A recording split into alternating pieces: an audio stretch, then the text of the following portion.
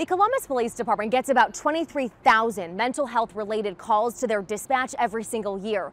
Of those calls, the Mobile Crisis Response Unit handles about 3,600 of them.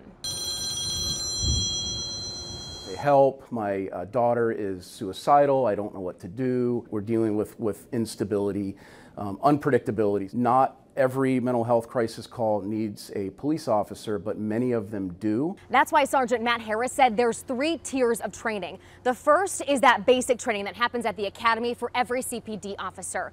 The next is crisis intervention training, also required for every Columbus police officer. And then there is that mobile crisis response unit.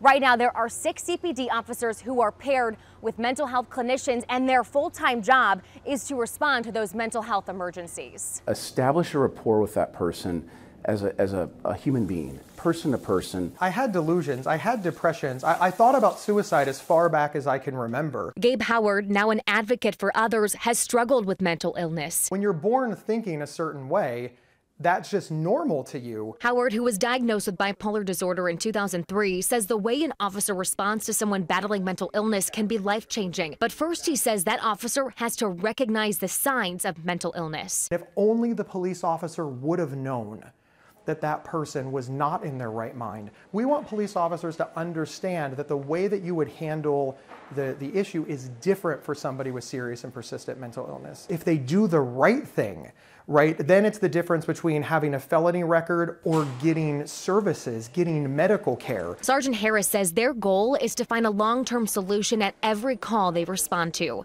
What is bothering them, what led to this crisis, and then how to resolve the crisis, how to best help that individual. On your side in Columbus, I'm Kate Seifert, ABC 6 News.